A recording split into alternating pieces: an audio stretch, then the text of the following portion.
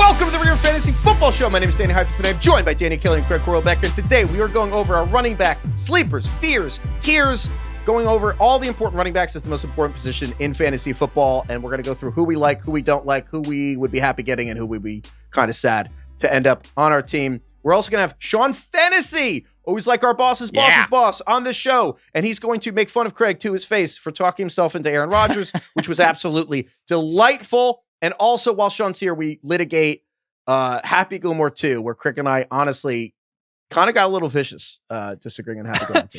Yeah, I'm sure you can see where this is going on how I was on the big picture. You can hear me there talking about the movie. DK and Heifetz did watch the movie, and Sean is the smartest guy I know to talk movies. So we kind of rehashed the disaster that was Happy Gilmore 2. Debatable. Running backs, interview with Sean, Jets, Happy Gilmore 2, a couple news. All that's coming up. We're going to take a quick break.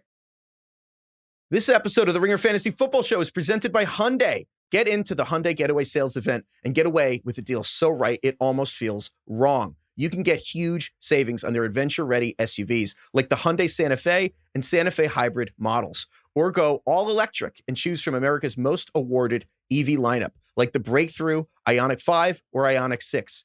Visit HyundaiUSA.com or call 562-314-4603 for details.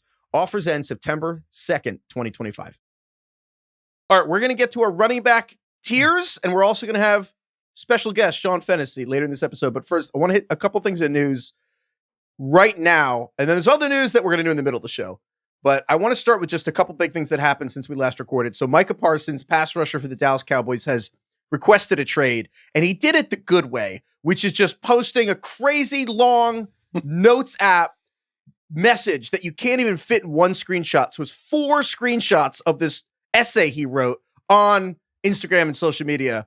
And it was the epitome, Craig, of the millennial, I ain't reading all that, either congrats or I'm sorry that happened. Yeah. I just kind of scrolled to the last page, read the last 2 sentences, and it was like, I am officially requesting a trade from the Dallas Cowboys. Like, got it. You know, lawyers are like, you read the last sentence first. It was like, okay, I don't want to be a Cowboy anymore. I'm like, got it. Thanks. Yeah. DK, I'll sum this up for you because you're like a father and you're busy. So I think the summary is Jerry Jones is older than Joe Biden. So on one hand, he's kind of nuts. And on the other hand, Jerry Jones is the driving force of why the NFL makes $2 billion a month. And so I think that the Parsons thing is actually a perfect encapsulation of why the NFL makes so much money and also why the Cowboys suck. And basically, Micah Parsons tried to do everything right here. And yet, Jerry Jones didn't care. I am of the firm belief that Jerry Jones genuinely in his heart of hearts looks at all this stuff, contract stuff, as a potential for free advertising. Where he's like, I'm going to give Micah, like, spoiler alert, the Cowboys are going to sign Micah Parsons. They're not going to trade him. They're going to cave, like, September 3rd. They're going to give Micah Parsons $42 million a year. But Jerry Jones looks at it as, if I'm going to give Micah Parsons $42 million a year, why don't I just do it? What's in it for me? I got Milk what's in it for money on this thing. Milk it for everything it's worth. Yeah, he's like, how about I just have my company I own be the biggest story on ESPN every single day until then? That seems like a fair deal, right? Yeah. That's how he looks at it. Yeah. Not only that, Googling right now, it appears as though America's Team, The Gambler and His Cowboys, the documentary, the multi-part documentary coming out on Netflix about the Dallas Cowboys, releases on Netflix August 19th. Yeah. Jerry knows what he's doing. Jerry knows what he's doing. Again, last year, Dak Prescott. Not his first rodeo, if you will. I actually watched my first rodeo on YouTube this weekend. We could talk about that later. Okay. But rodeos are crazy. But yeah, I really mean that, though. Like, Dak Prescott's contract last year was done on Sunday morning of week 1. Like, literally, they want it. It's literally, he just looks at his free advertising. He's like, I don't want to pay for all this. So his attention, he turns on the television, his company's on TV. He's like, that's good. So they're going to keep Micah Parsons. But this is why we don't take Dallas seriously, because this is a guy who's probably one of the 3 best pass rushers in the NFL, wants to be a Cowboy, wants to win, showed up to training camp. And you know what? There was no drama. You want a crowd, you start a fight. Micah Parsons still want to fight. So Jerry Jones starts talking about how he's hurt and he's missing time and he's like doing all this stuff and he's like poking the bear. And Micah Parsons like, fuck it. Why did I show up and be a good soldier? What was your favorite Jerry Jones anecdote during this entire dispute? I like him claiming to not know the name of Micah Parsons' agent. I thought that was who is the biggest agent in the NFL, basically. Who's like him and Drew Rosenhaus, David Mullighetto. I also like that he won't talk to Micah Parsons' agent. That's part of the huge thing, is that he won't speak to the agent. he had a pseudo negotiation with Micah Parsons, which is illegal. You have to have your agent there for a negotiation. And look, man, again, it's the Wild West. Dude, this is not his first rodeo. He knows what he's doing. You know the meme of Antonio Banderas like looking at his computer and then leaning back and going, yeah. I feel like that's just Jerry Jones every time he like turns on his computer or has one of his children print it out and show him something that's on the internet. He knows what he's doing. The Cowboys are in the news. They're the number one story for everything that's on daytime TV. It's also just weird. Like this is clearly an elite pass rusher. Like this is the exact type of player you pay. But I mean, it'll get done. He's not going to get traded. Do you guys feel? And the extra money he has to pay Micah Parsons for dragging this out and letting other pass rushers like TJ Watt get a big write-off. The money he loses in that he gains in advertising dollars. Like he would have had to spend that in anyone who wants to make fun of Jerry Jones is Jerry Jones again. The NFL makes $2 billion a month, and it was basically kind of his idea. So I have a question for you. Generally speaking, because we're seeing this now all the time, is it annoying to you that trade requests are now a standard step in the contract negotion process? Like it's the I declare bankruptcy. Yeah, like you get to a certain point in the discussion or whatever, and you're like, okay, now I'm gonna request a trade. That's my piece of leverage. I need to use it, and then it'll be fine afterwards. I know some guys do get traded. Formality. Yeah. I would answer that with there's a line in The Wire from this guy named Cuddy, and he's like, damn, the game's changed. And Slim Charles is like, game's the same, it just got more fierce. And like, that's it. It's just like trade requests used to be this like break glass in case of emergency. And now it's almost like if you don't even check the box, like you're not even trying. Dude, I roll my eyes when I see a player has requested a trade. I'm just oh God. GMs don't get out of bed unless their players requested a trade. No, right. Okay. Don't even knock on my door unless he's requesting a trade. All right. Because then we know it's getting serious. Speaking of which, Terry McLaurin for Washington. I actually think the single least likely player to request a trade in the NFL very politely requested a trade. Unlike Micah Parsons, just kind of like quietly knocked at Dan Quinn's door and let him know that if you don't mind, sir, please, could I potentially like have a trade if you won't pay me? Another person who's not going to get traded, Terry McLaurin. Terry McLaurin's going to sign with Washington. They're haggling over numbers.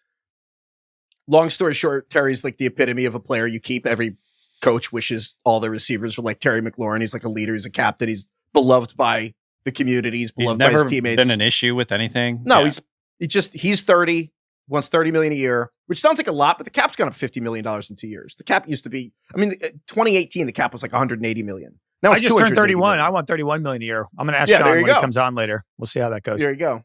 But yeah, I just think that this is the first negotiation for the GM, Adam Peters. Craig, we got to request a trade first, pal. Yeah, come on, Craig. First, I'm going to post 7 screenshots of a notes app on Twitter. I love that. That's like the way to do it. It's like the hardest to read. You can't scroll. You have to like zoom in. It's like the least efficient way to fit text in a media post, and yet it is the way to do it. If you need to post an apology, it's always the notes app. I guess because it feels more intimate. I don't really know. How serious is this? Did he unfollow the Cowboys yet on Instagram? Parsons or McLaurin? Did McLaurin unfollow the Commanders? I really need to know how serious. That's a good take. If you're still following the team, you don't even give. There's no heart. There was some. Yeah. I love ones like some tweet or some video resurface of Micah Parsons being like, "If I ever left Dallas, like I'm going to Pittsburgh," and then it was like DK Metcalf has followed Micah Parsons on Instagram. Like the betting lines move. It's the best. It's so ridiculous. Yeah, none of these people are getting traded, and they're all going to get paid for a little less than they want. Okay. Couple other running backs. So Kyren Williams got paid with the Rams 2 years, basically $11.5 million a year for 2 years. He did it the old-fashioned way. Didn't hold out, showed up, practiced, following the Rams. Ball, got paid less than he probably wanted, and he's there and he's getting paid. But you know what? Good for him. Mm-hmm. Do you guys find this mildly surprising, considering everyone's been trying to replace Kyren Williams for the last year? Well, the Rams haven't, just fantasy football. Blake I was going to say, Jarquez Hunter. Everything Sean McVay has ever done has not suggested anything other than he really likes Kyren Williams, and all of us collectively refuse to believe that. It really takes the wind out of my Jarquez Hunter sails. You guys ever have any friends when you play rock, paper, scissors that like announce what they're going to do? They're like Joker chaos agents who are like, I'm gonna do like rock and like I'm gonna do rock, I'm gonna do rock, and then you're like, I bet they're gonna trick me. And like, no, they just do what they say every time. That's Sean McVay every year. He's just like, I'm gonna play Kyren Williams. And everyone's like, 3D chess. What does it mean? Do you think there's like a collective indignance amongst fantasy analysts, draft analysts, when like a 5th round or 6th round running back becomes the guy because like they didn't see it or predict it? And so every year they're trying to prove to themselves that they were right by wish casting that this 5th rounder is going to get replaced by like a 2nd rounder? No. That's not what happens. Jarquez you Hunter. eat pieces of shit for breakfast? No.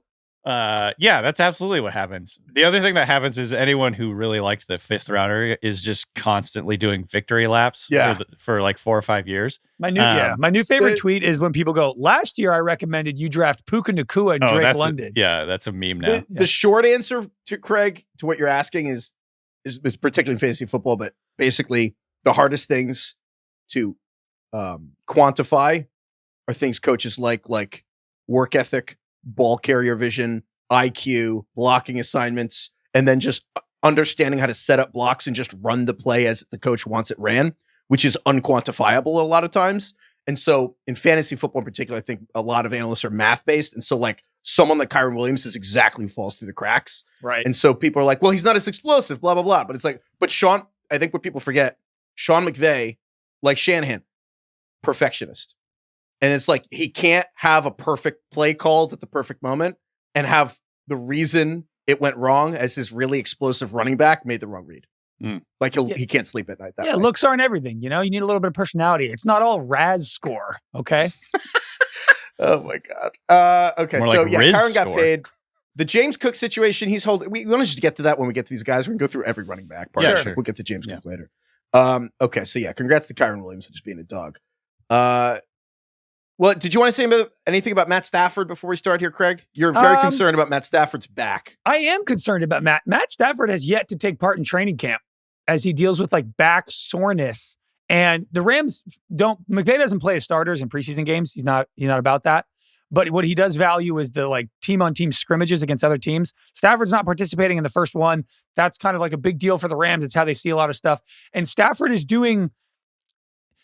McVay has quotes. He said it's a week-to-week thing. He said he's doing static throwing, maybe running on a treadmill, maybe even just walking. He's able to do a little bit of light cardio. God, I don't love that. And he's able to do some core work. I'm like... That's how it sounds like when I'm like, oh, he did some cardio today. I'm like, oh yeah, light running, maybe even just like walking.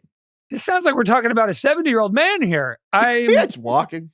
He's doing water aerobics. I'm a little nervous. I'm not going to lie. I mean, I think the combination of Puka Nacua's like recklessness combined with Matt Stafford's age and injury history makes the two of them one of the more high-risk duos that you could draft in fantasy. So I am starting to kind of think about whether or not Puka Nacua should be a first rounder. I kind of don't know if he should.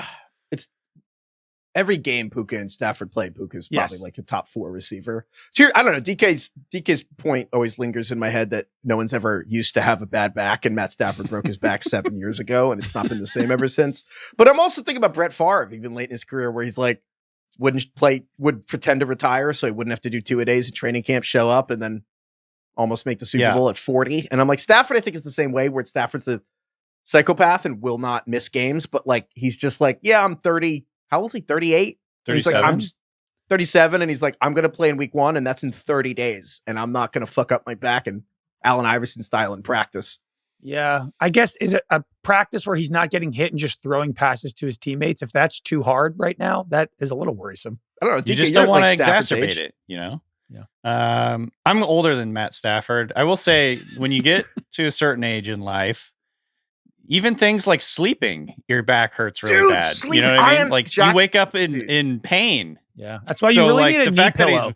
The fact that he's working out, it's fine. He's fine. He'll be fine. Finally old enough where sleeping on my side is like hurting my shoulder. Dude, there's days I get out of bed and I'm like, fuck. Like I can barely pick up like my pants to put them on. You know what I mean? You need to like warm up before you bend over. You got. I feel like everybody should be sleeping with a knee pillow. Where if you're on your side, it's the pillow between your two legs, or even sleeping with that like completely aligns your spine. It makes you feel so much better. Really? Yeah, it's I great. sleep on my back though. See, that's good though to sleep on your back. I feel like I I'm sleep on my crushing back my shoulder. and my stomach. Well, that's But what terrible, happens Craig. when you You're sleep gonna on your have to fix stomach? that. What happens to your neck? Is your I know. face just No, contorted? my neck is How old always are you, going 7? one way. Like I feel like I can turn my neck more to the left than right because I'm always sleeping left. Like I'm like an owl, but only in one direction. Oh my god! Email us at Ringer Fantasy. Not an ambi-turner. Email us at ringerfantasyfootball@gmail.com if you're sleeping. If you're above 8 years old and you sleep on your stomach, like you should fix that. How dare you? I like burrow under the pillow like a dachshund. You know what you should also do is a pillow. If you're on your back, a pillow under your legs is also good for your back. I've heard Oh, the because pillow. you raise Yeah, your feet. that makes sense. God, getting old is the worst. God. All right. Speaking of getting old, let's But just go to the I running think you'll be backs. fine. Yeah, Staff. I actually agree, DK. I think he'll be fine, and then it'll take one hit, and we'll be like, "Why the fuck did we draft any of the Rams?" Yeah, I'm Jimmy terrified. Garoppolo Bit of a house sucks. of cards, but that's okay. Okay. Let's get to the running back tiers. And again, running backs are like the backbone, if you will, of your fantasy football team. Oh. You usually decide if you win or lose. And just a reminder on how we try to do these tiers, which is basically everyone puts out rankings and stuff. But the reality is, if you really want to have success in your draft, try to have tiers because it's really about understanding. You can rank these groups of running backs however you want, but we want to get the groups right. And the perfect example is this first tier we have of running backs is Saquon Barkley from the Eagles, Jahmyr Gibbs from the Lions, Bijan Robinson from the Falcons. I don't care which way you rank them. You could convince me of Gibbs going first, Bijan going first, Saquon going first. The point is those are pretty clearly the top 3 in our minds and frankly in most people's minds this year. And the point is we're going to go through each tier and we're going to make sure we get the buckets right.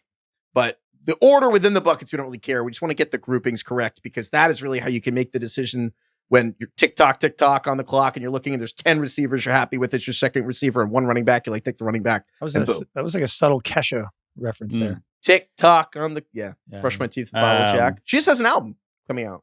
Yeah. I have a small quibble. I think you could put Derrick Henry in the top tier. DK, hold on here. Wait, hold on. I got to Google Derrick Henry age. DK's 31 years old. So that's fine. How do you think? Does he think he He sleeps on his had stomach? 1,900 yards and 18 touchdowns when he was 30. Yeah. Second Derrick- most yards of his career. That was the second best by season far the of best Derrick Henry's team. career. It was. By Derrick far the best Henry offense. Derrick Henry had 2,000 yards from scrimmage. That was one of the, I think that the most like simple analysis we had last year when we were into Derrick Henry was like, the Titans were last in yards before contact per carry. The Ravens were first. Derrick Henry's really hard to tackle. That's it. When he gets going. Yeah. And it's fun. Well, I mean, we can just jump into Henry if you want. I mean, and that's fine too. Saquon, Bijan, Gibbs. Honestly, this is a good place to start if anyone belongs here. So if Henry, the argument against Henry is he's 31, but I'm kind of want to fucking hear it. Like he's sick an of uncharted making player. these arguments about Derrick Henry. Yeah. I don't want to hear, like he's almost like a receiver in that like until the fall off happens, I don't really want to hear about the fall off anymore. Call me when he slows down. He had the second best. So I think the argument against him is basically the Ravens led the league in yards, third most points, and Ravens were really healthy, and they're probably not going to do that again. So if the Ravens score less, Derrick Henry will score less, and then he was like 40 touchdowns, which that's what I was going to say. That's the flip side. The Ravens had twice as many passing touchdowns as rushing touchdowns last year. It's usually way closer to 50-50. So if the Ravens do repeat what they did last year, the Ravens do just score 500 points again, Derrick Henry could have 24 touchdowns. Like shout out Scott Barrett who pointed out to me, like last year, if they had 50-50 pass touchdown rate, Derrick Henry would have had like 25 touchdowns. No one's had 20 rushing touchdowns in a season in 20 years. So like that is the upside if the Ravens offense remains like a top 3 offense in the league. Also, do we think that the Ravens offense is going to get worse? It's such an incredible offense. I mean, it might be efficiency wise, it might be slightly worse, but this is still going to be a very good offense. Pretty much every year that Lamar Jackson has started, they've been a very good offense. The game within the game to how the rankings kind of sort out and projections and models is one of the things that happened with Derrick Henry last year is he had, like 3 or 4 points per game, 3 or 4 points above expectation per game. Basically a similar player and a similar thing, like would only score 15 points per game. Derrick Henry had like 19. The models that spit out those numbers are not designed for an offense where Derrick Henry is doing a read option with Lamar fucking Jackson. Like those things were not designed to measure that. The ultimate nightmare for a defense. Can you imagine? It is the best Thunder and Lightning duo in the history of the NFL. I actually think it's an underrated story that like Lamar Jackson sticks the ball in Derrick Henry's gut and then like reads the defense. That's crazy. And so, yeah, I actually think we can expect Derrick Henry to have 3 points per game of expectation. It's fine. So, yeah, DK, I think, frankly, the only reason people aren't projecting it is fear. Like, I think it's fear that Derrick Henry's 31, and you're going to project a 31-year-old running back as a top 5 pick.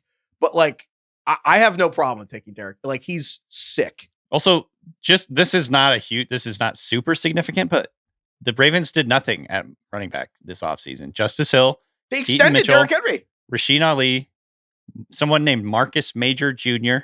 Oh, sure. On their roster. Sure. Dernis Johnson. So they're running it back, like, so to speak. And I think, he's just still going to be like the engine of his offense. When they're trailing, I think Justice Hill will get more play. And that's always kind of the worry with Derrick Henry. But I think this is going to be a very good team. I'm okay still. with This is going to be a very good team. So, well, all right. Yeah. Well, then do we put Christian McCaffrey in tier 1?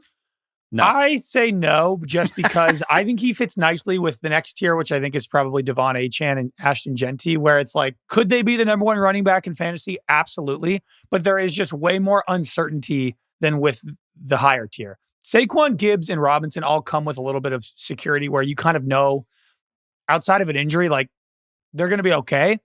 Devon Achane is relying on his quarterback to stay healthy for him to be good. Christian McCaffrey is relying on both of his Achilles to hold up. Bilateral Achilles. And Ashton Jeanty, I guess Ashton Jeanty perhaps is a little bit safer, but it's just because he's a rookie, I guess you have to factor that in. But, I agree overall with this tier. I mean, I had Saquon, Bijan, and Gibbs as basically like you could take them first in your entire draft and no one's going to blink an eye. And then I had easily could finish as the number 1 overall running back as the next tier. No one would really be surprised, which is I had McCaffrey, Derrick Henry, Jeanty, and Achane. To your point about Achane, I do just want to shout out that the argument, you could also argue Achane could go on that tier, which it's probably iffy because honestly, it just comes down to this for me. The split with Tua is crazy.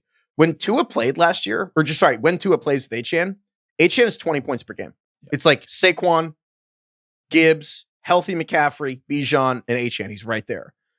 And when Tua doesn't play, Devon Achane is literally around Alex Madison and post-injury Nick Chubb, 8 points per game. Like that is the split is crazy. So it's a parlay where you need Tua to be healthy and Achane to be healthy. Yeah. However, the upside is Achane's the number 3 receiver in the offense. It's like Tyreek. We always joke, pass it to the Italians. And like kicking and screaming, which how does that go again, Craig? The quote? Screaming, passing. Yeah, literally just pass it to the Italians. Well, I know, but it's been 2 years since we referenced it. Like the Will Ferrell movie, Kicking and Screaming, where he's just like, he's a youth soccer coach. There's like 2 Italian kids on the team, and he literally makes all the other terrible soccer players on the team only pass it to the 2 Italian kids at all times. Like their entire what's the offense? Funnel to the Italians. And it's like the Miami offense is just Waddle Hill. It's like Devon Achane is an Italian in this offense. He's the number 3 guy. They're going to give it to 3 people. And Achane literally last year led running backs in targets and receiving yards and receiving touchdowns and everything. But he also owns the goal line work last year in Miami because Devon Achane he's on the field for like 80% of the snaps inside the 5, which is like more than Saquon, which I'll say that again. Achane was on the field inside the 5 more than Saquon. But here's the thing. You know who doesn't run the tush push? Tua. Tua is the least likely player to score a rushing touchdown of any quarterback in the NFL. So they're handing it off. Yeah. So if Achane keeps the goal line work, I was like, oh, maybe he's in this tier. But now Miami's Tyreek Hill's making fun of Achane as a short yardage back. I think they're trying Ollie Gordon and Jalen Wright. So I think Achane might lose some of that. So I'm fine to keep him off. But McCaffrey, though, literally outside of just, I'm afraid he'll get hurt. Yes. Is there any argument McCaffrey should not be in the top tier? It's just if he gets hurt, you'll feel stupid. That's literally it, though, right? Yeah, well, because phrase it this way. Saquon, Jahmyr Gibbs, Bijan Robinson, Derrick Henry. If they were to have bad seasons, you wouldn't feel stupid for drafting them. You'd be like, well, it was a smart, calculated decision. I got unlucky. If you draft McCaffrey and he gets hurt in week 3 and he misses the season, you'll feel like a moron. But isn't if the you number draft one Devon rule Achane and Tua gets hurt, you'll feel like a moron. But isn't the number 1 rule we've probably agreed on this podcast, the Warren Buffett, be bold when everyone's afraid and be afraid when everyone's bold, and everyone's afraid of drafting McCaffrey? But meanwhile, are we being afraid? They're not that he's a first rounder for us. Like I don't. That's fair. I think.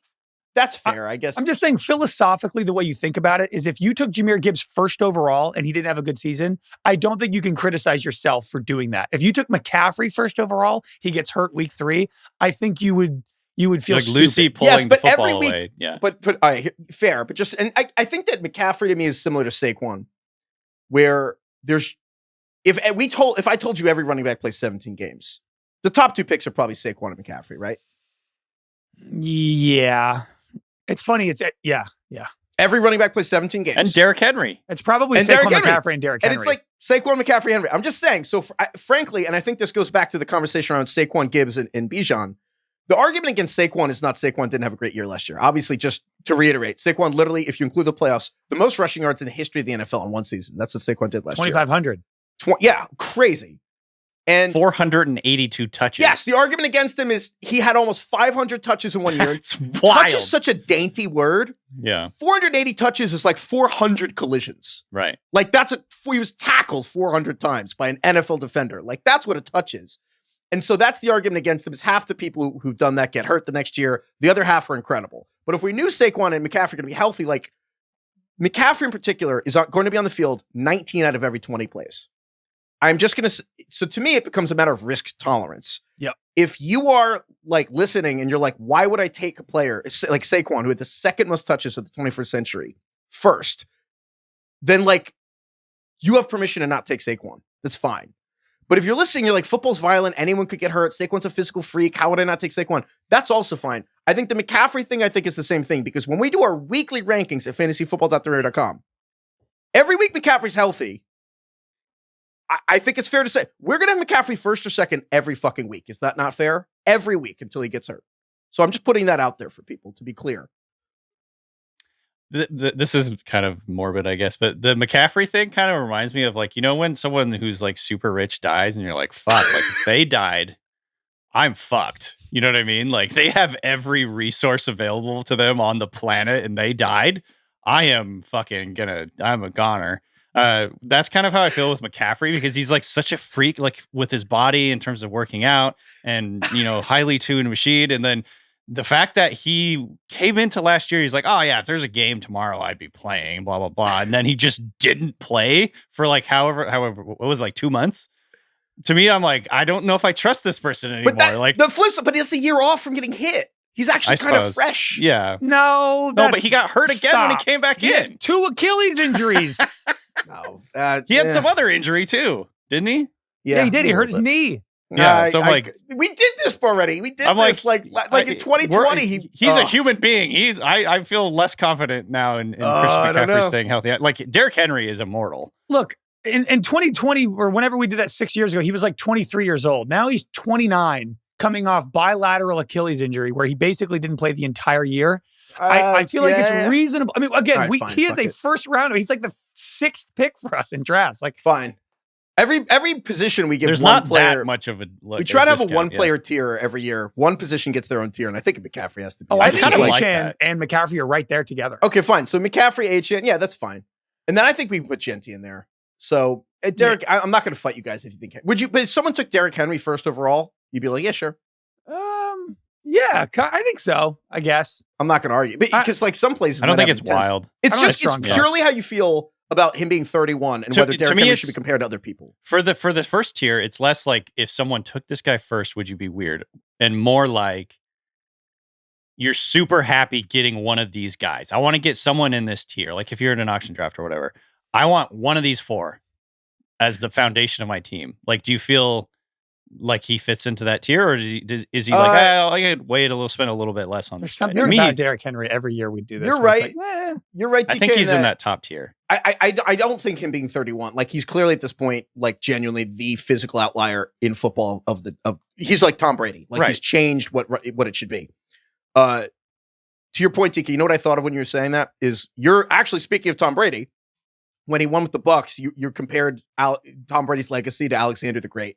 In that he would lead soldiers into battle, and he was so good on the front lines that everyone around him thought that they couldn't die, right? Because they were around Alexander the Great, and that's how you feel when you draft Derrick Henry. Like if Derrick Henry's on your fantasy football team, you're like, I am immortal.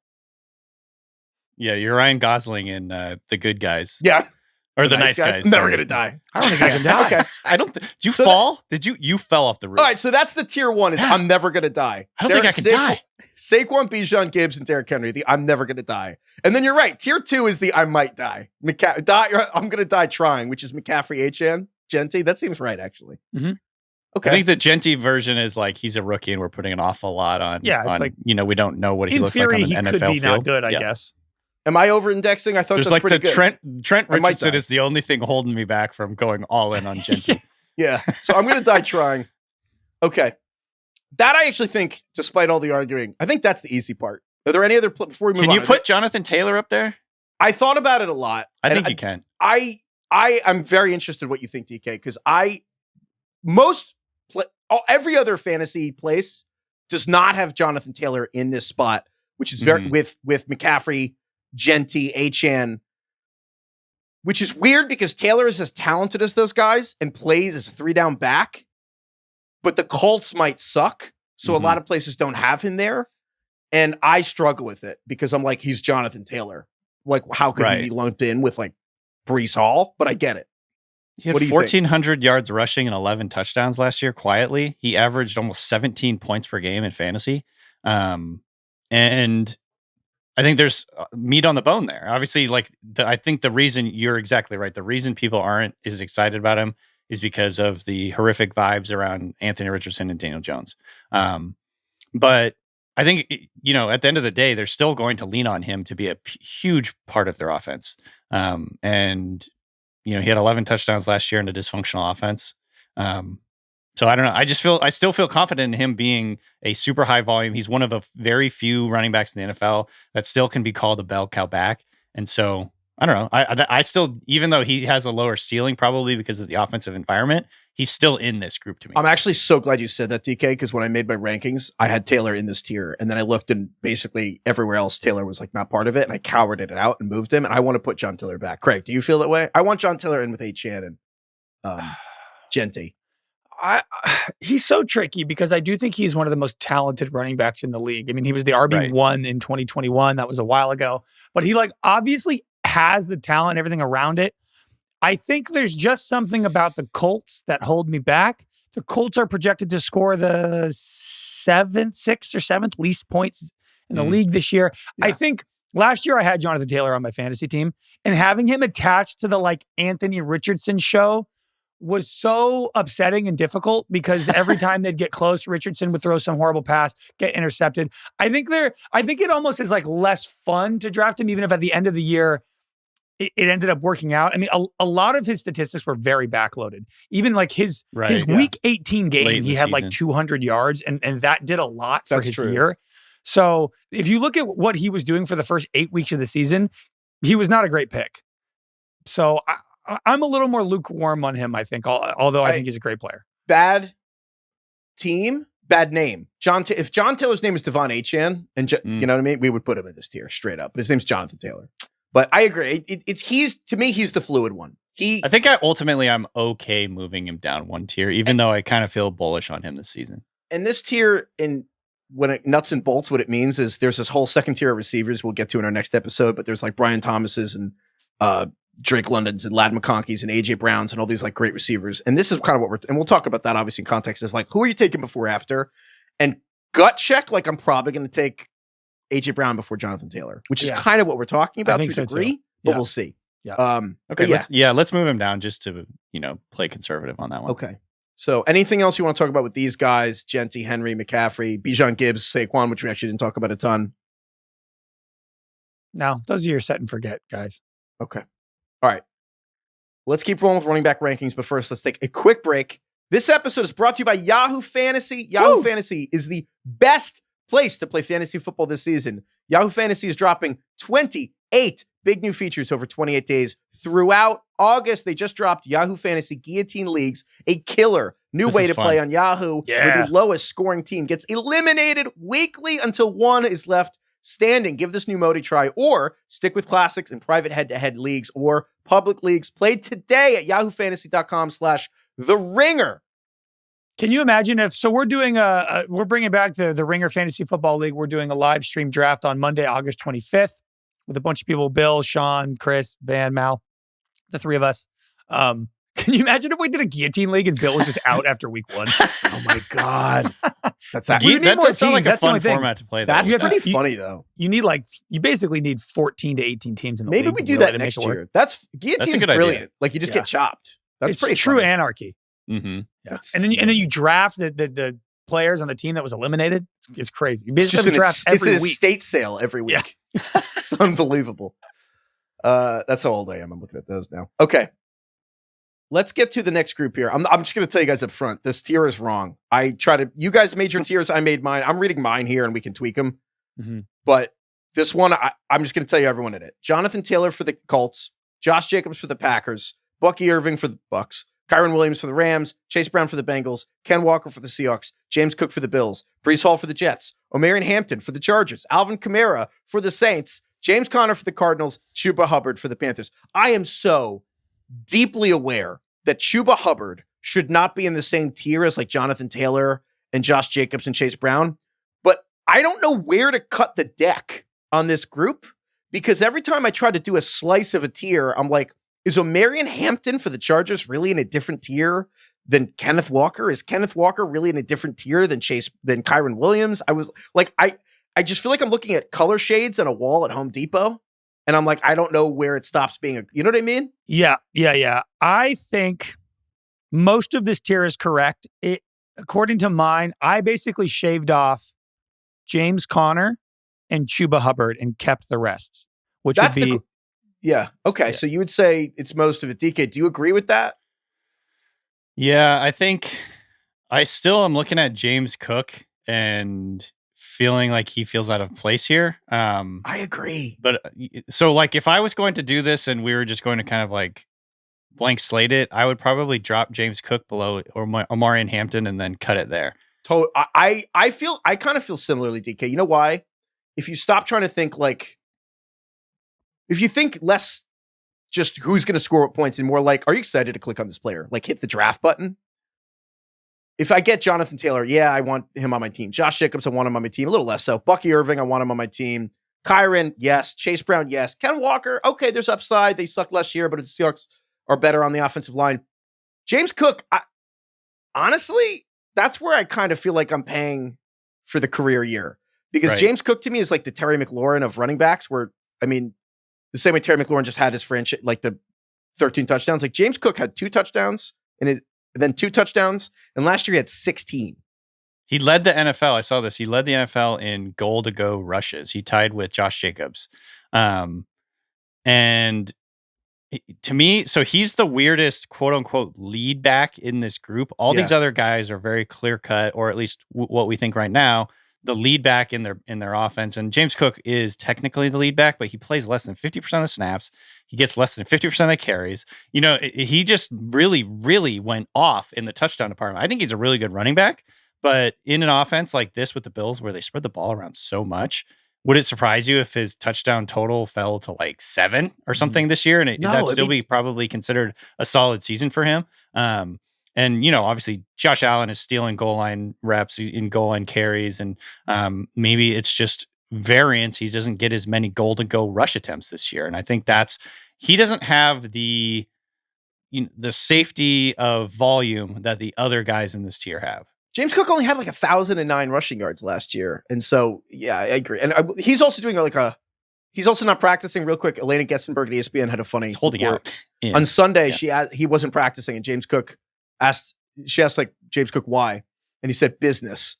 And then she asked James Cook if it was his choice to not practice. And he said business. And then they asked, are you holding in? And he said business. And then they said, are you going to practice tomorrow? And he said business. And then like very Marshawn quite Lynchy. literally I love standing this. on business. I was going to say, and then he's like, is it not clocking to you that I'm standing on business? Standing on business. Yeah. So long story short, I get it from James Cook's perspective because he had 16 rushing touchdowns, which is what Derrick Henry had. And he's like, I probably want $15 million. And I also get how the Bills are like, you're not Derrick Henry. We're not going to give you $15 million. So I think that the Bills kind of lowballed him and then James Cook was upset. I think that another situation where they get the deal done, I think it's less likely than like Terry McLaurin or Michael Parsons, which I think is like a lock that those guys sign. I think James Cook is going to end up signing, but overall, like, yeah, this is a team thinking about the Super Bowl. Like, I wouldn't be surprised if Ray Davis mixes more in Buffalo. I agree, DK, overall. Should this tier just be John Taylor, Josh Jacobs, Bucky Irving, Kyren Williams, Chase Brown, and to me, Omarion Hampton with maybe Ken Walker on the borderline. Because Omarion Hampton to me is the guy where the Najee Harris situation, Najee Harris not practicing still has totally changed everything. Yeah.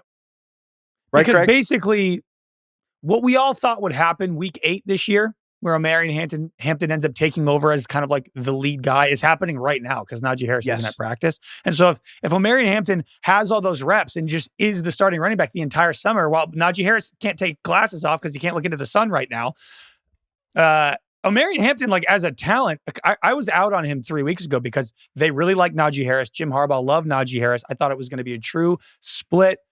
Greg Roman famously splits all of his backfields. He's only had one running back with over 200 carries since he was in Baltimore. So I was like, look, as good as Omarion Hampton is, like the workload's just not going to be there. Now I'm starting to shift the other way. And I'm like, man, if the workload is there, talent-wise, I think he's like Jonathan Taylor good. And so if you can get that in this offense that's going to run the shit out of the ball with a good offensive line, I don't know. Lots of goal line like, opportunities. Yeah. This guy should be much higher. I totally agree because, again, just Najee Harris, we thought he was going to get these reps, and that's the thing. So Omarion Hampton's getting these first-team reps. And Najee Harris, just to reiterate, so there was a 4th of July fireworks incident. We don't totally know what happened still, and we didn't want to comment on it, but at this point, I think it's worth saying we keep joking that the same way Mark Andrews last year, nothing structurally wrong after his car accident, but clearly wasn't healthy. What Najee Harris's agent said was it was a superficial eye injury. And just to delve into that for 1 second, what superficial literally means is on the surface. Surface of your arm, that's probably no problem. The surface of your eye, super fucking important. That matters. So a superficial eye injury, a surface eye injury, it's not just official, it's superficial. It could be like soup. So like if it was like, oh, he'll show up to camp, we'll see. He's walking around practice in a weighted vest. That is what Najee Harris is doing on August 5th. So like, and I don't mean to joke about it. Like it's very serious. We have no idea what happened to his vision. Like it might, I'm not going to go ahead and speculate, but like it could be very serious. Having said that, he's clearly not close to playing. Mm-hmm. And they said they say there's no timetable for his return. There's no timetable. So like, and I don't want to joke too much because like there's a chance Najee Harris's entire career is affected. But the brass tacks of that is Omarion Hampton's getting all these first team reps that we thought would come out. So I just think he's a week 1 starter. And it's one of those that this is where the weird meta of fantasy rankings are way down by best ball, which I'm not even going to get into, but there's like average draft position that's weighted from previous assumptions. So if we just started from scratch, I think Omarion Hampton would be a top 25 draft pick. And you're going to be able to get him 40th. So I think he just belongs in this group with people that you wouldn't be surprised if they were like, oh, top 5. Like, could these guys be top 5? And you wouldn't shocked. Jonathan Taylor, yes. Josh Jacobs, yes. Bucky Irving, yes. Kyren Williams, yes. Chase Brown, yes. And I think Omarion Hampton belongs there. And then the next tier to me is guys I would be a little surprised, which is Ken Walker, Breece Hall, Kamara, Connor, and Chuba. Yeah, if Najee Harris, let's say, like didn't play a snap this year, I think Hampton would be right next to Jonathan Taylor and Josh Jacobs. I think that's firmly where he should be. And DK, can you remind us about Omarion Hampton's skill set at North Carolina? Because like Omarion Hampton's an impressive runner, and in a year without Ashton Jeanty, he probably would have gotten a lot more hype. Yeah, big, physical, has a history of heavy volume as a runner. Can feature in the passing game. He's not like a super great pass catcher in terms of his route or anything like that, but he is reliable in the passing game. And just, a turbo boosted acceleration, which I always love just because it means you can do so much when you don't have that much in front of you. Break tackles, avoid tackles, make something out of nothing. He definitely has all that. He looks weird in 8, though, I will say. We saw him in the Hall of Fame game. He's number 8. Yeah, he chose the number 8. Which is, I don't know, it just doesn't look right, but that's fine. I think he'll still be good. I think, he'll be able to overcome on his team, what would you have opted for? What would you have recommended? His number in college was 28. He might just be going, like a lot of players do that where they just like take one of their numbers off. 2 would have been better, maybe. Well, I will say sometimes half the time the answer is like how many guys were taken ahead of him, which also on the Netflix series with Amon-Ra, he answered why he wears the number 14. Did you guys see this? Yeah, his wife. Yeah. His girlfriend. Yeah. He asked his girlfriend how many receivers were drafted ahead of me, and she said 14. And then a year in, he's like, I counted. It was 16. She's like, really? And he was like, she's like, damn, my bad. Just counted wrong. Yeah. Yeah. So that's why he wears 14. That's like half the number. Yeah. That's like half the number. I will say, when you look at pictures of him wearing 28 versus wearing just 8, it makes him look skinnier. Of course. Well, that was the thing with Malik Neighbors. I was convinced Malik Neighbors wearing 8 actually made him look slower. Mm-hmm. And you know what? Because it's a round, fat number compared to like number 1 or something. And now Malik Neighbors looks 1 and he looks faster. Yeah, aerodynamic. Exactly. I don't mind 8. Is that bad? I kind of fine. think 8's okay. Didn't Gus Edwards wear 8? Am I making that up? Sounds right. Bottom 4. line, though, He wore 4 for the Chargers last 4 is gross. 4 is awful.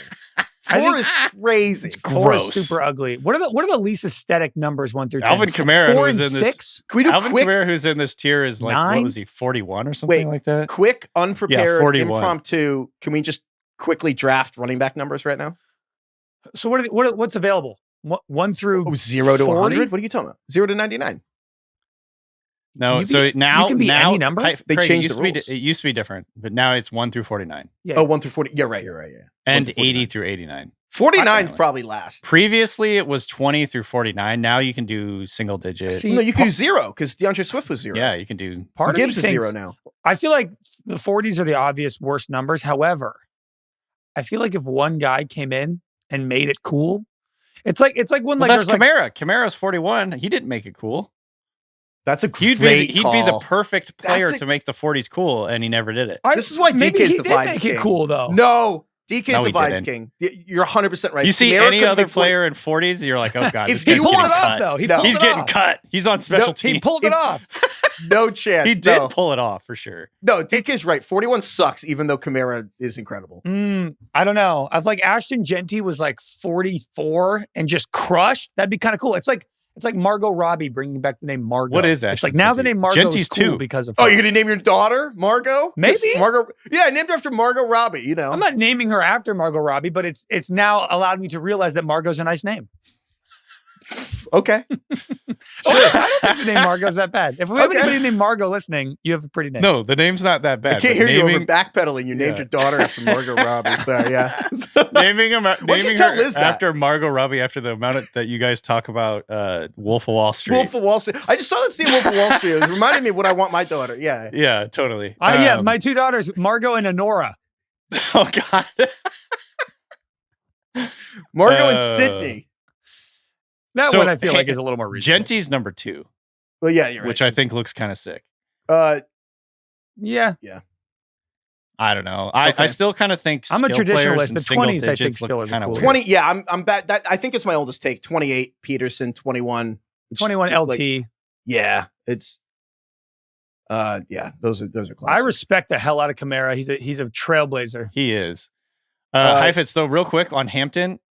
Before the show, I moved him up right under Josh Jacobs. Yeah, I we're gonna moved move. him- Our I rankings moved are him way up. fantasyfootball.300.com if you want to follow along. We're gonna update it, but I agree. I think that we'll see where it ends. Again, it's August 5th. It's too bad because sometimes we're on top of stuff, but then it's like by August 30th when you draft, it's like all the advantages go away. But I do think Omarion Hampton is that rookie that if we had known Najee Harris wouldn't play, is like maybe ranked 16th and he's started 44th, and now it's like maybe there's that value. We'll see. But I think just to reiterate, we're saying that the top tier is like Saquon, Bijan, Jahmyr, Gibbs, and like Derrick Henry. Then we're saying it's like Christian McCaffrey, Devon Achane, Ashton Jeanty, elite guys with risk.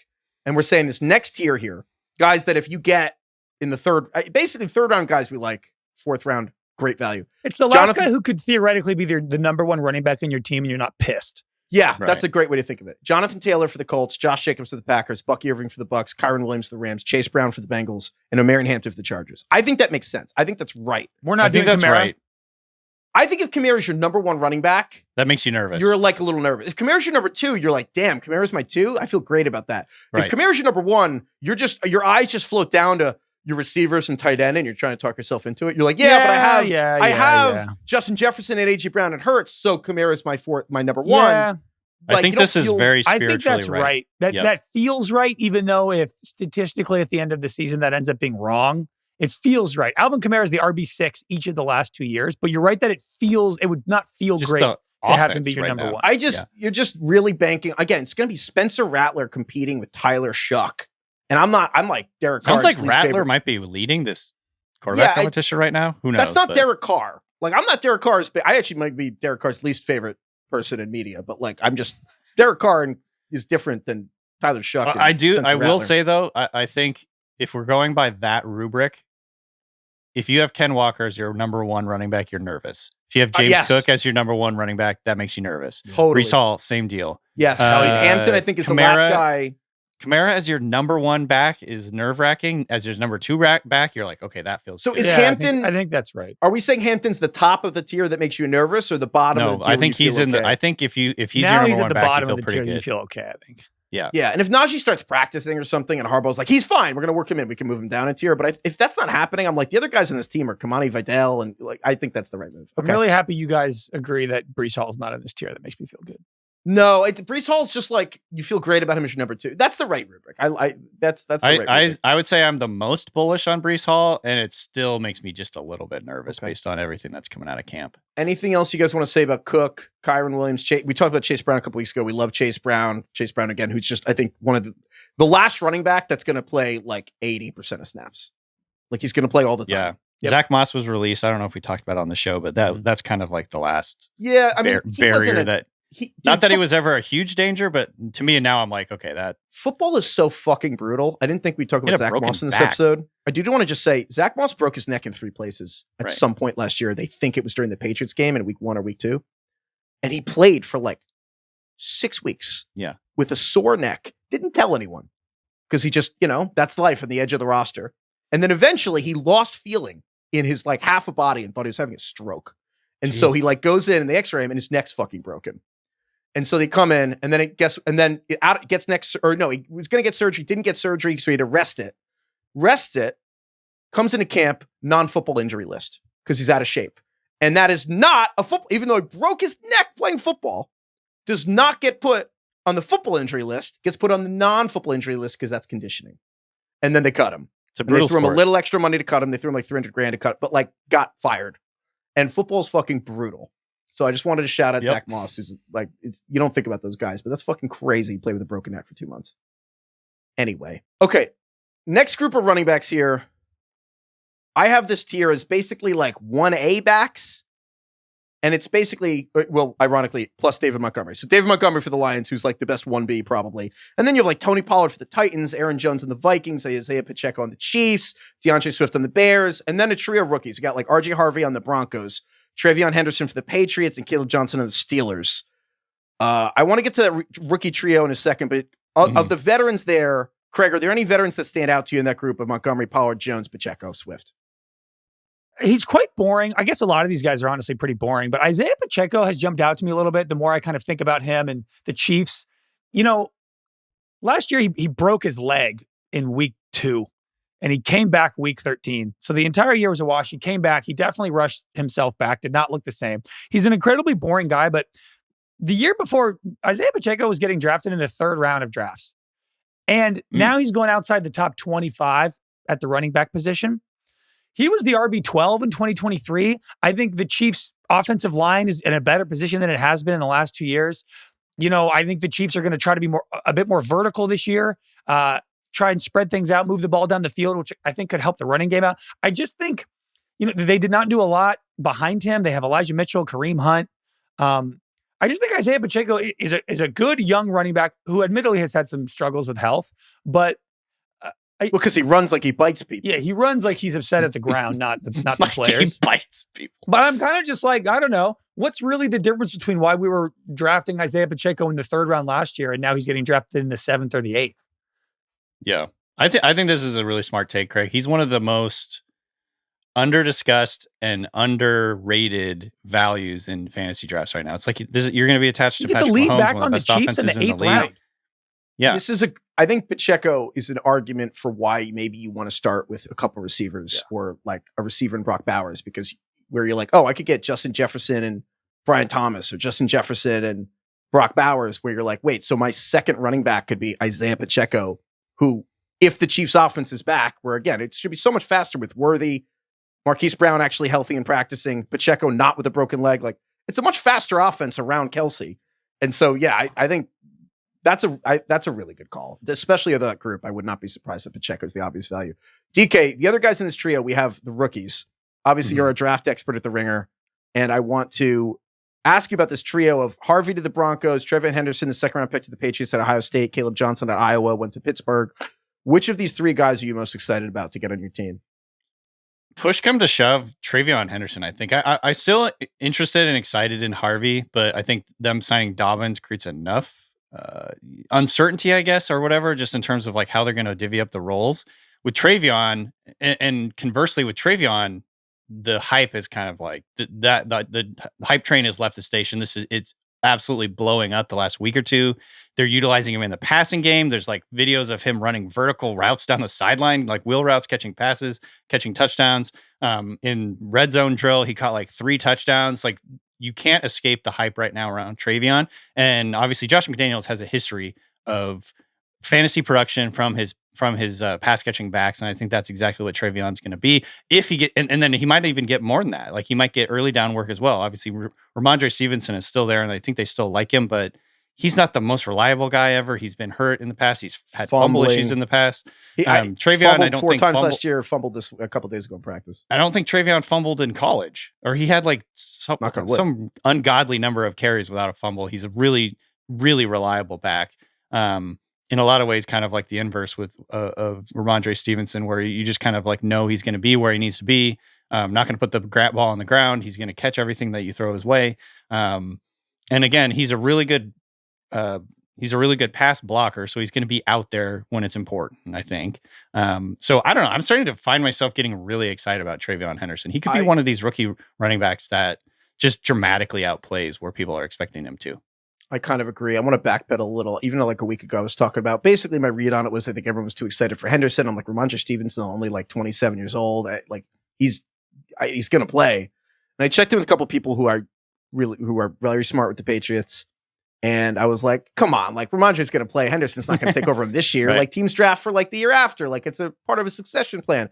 And they're like, no, I think Henderson's going to take over this year. He looks a lot better. And I was like, oh, right. Because he's more explosive, obviously, than Ramondre Stevenson. But Henderson is the kind of rookie who's going to pick up the pass blocking work, all the little stuff the coaches love. He's like, a lot of those Ohio State running backs have great fundamentals. And so, I think Henderson's probably going appropriately. I agree. The only other rookie I want to shout out here is just RJ Harvey from the Broncos really quick because of this.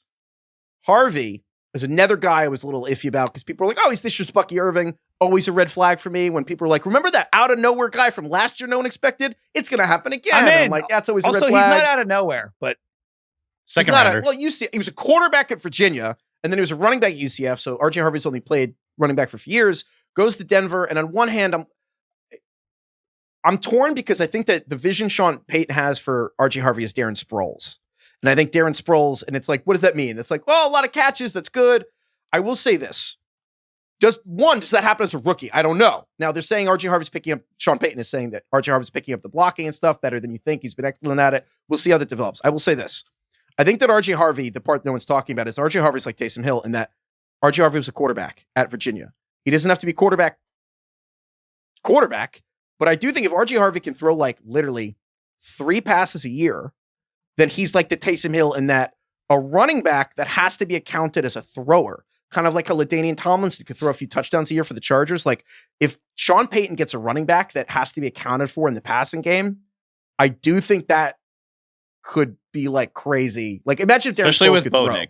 Yeah. Darren Sproles could credibly throw a pass. I think Sean Payton's going to get in the lab with that. I do want to put that out. I'm just in on Harvey. I honestly trust Sean Payton with his running backs. His teams haven't ranked lower than 6 in running back target shares since he's been a head coach. And there's a couple stats that I want to throw at you. RJ Harvey's only the 4th running back that Sean Payton has ever selected in the first 2 rounds of the draft. The others are Reggie Bush, Mark Ingram, and Alvin Kamara. Reggie Bush and Alvin Kamara both saw over 100 targets their rookie year. Over 100 targets their rookie year. No running back in the entire NFL has had over 100 targets in each of the last 2 seasons. And I'm like, okay, J.K. Dobbins is there. That's fine. If he's going to get first and second down work, I don't trust his health. I don't trust him as a player, really, as like a ceiling lifter. I think he's a solid player. But I'm just like, RJ Harvey in this offense with the draft capital, his pass catching ability, his juice, like DK really liked him coming out of the draft. I just kind of think I'm not going to overthink this, and he's going to be involved. I'd say this. You have to be patient with RJ Harvey. If you take RJ Harvey, you have to understand, like, sure, he could come out of the gate swinging. There's a chance RJ Harvey starts slow, and he still could be great. Oh, DK did the thing where he grabbed his shirt again. Everyone's coming around on Sean Payton right now. Yeah. Well, I'm not. I will say Denver is like no longer anyone's like best kept secret, cool hot take. Like everyone's in on Denver. No, everybody thinks the This is what I'm worried about. Yeah. It's over. I agree. Yeah. It's over. Any other Craig, your Caleb Johnson, any Steelers takes here? Oh, Yeah, where are we on Caleb Johnson? You know, because you're kind of like a hater, right? Not hater, but I didn't like lower. him coming out of the draft. I think stylistically he makes sense with Arthur Smith, right? Like he has a Derrick Henry style to him, big one-cut runner, picks up speed as he goes along, like a stiff armor. Derrick Henry for the first 3 years of his career, but he wasn't great, and that no one remembers. Honestly, yes. And so it's like, all right. That's who Arthur Smith wants to run. Theoretically, it's a good fit, but you mix it with Aaron Rodgers. It's like the Jets threw the ball the most in the league last year because it's what Aaron Rodgers wanted. Aaron Rodgers was like checking out of runs all the time.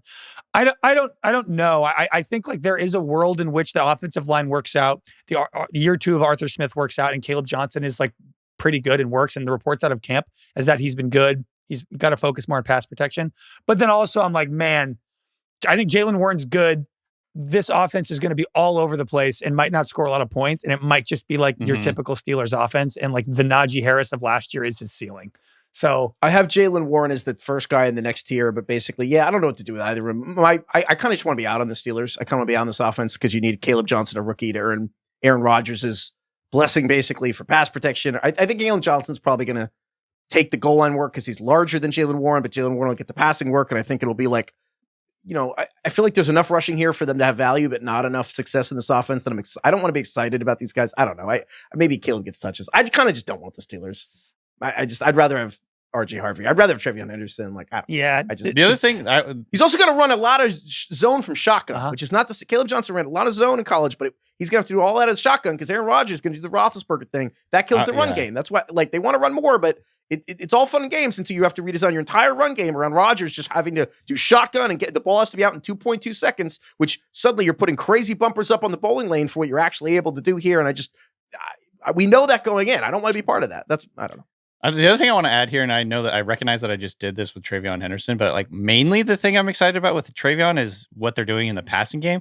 I always think it's funny when we talk up what running backs are doing in the run game in training camp where you can't tackle. No one's getting It's just like guys Caleb like Johnson rips you through the line for a 25-yard touchdown. It's like, buddy, they can't even tackle. They're like, they touched you. That's You'll get fired if you tackle the rookie running back.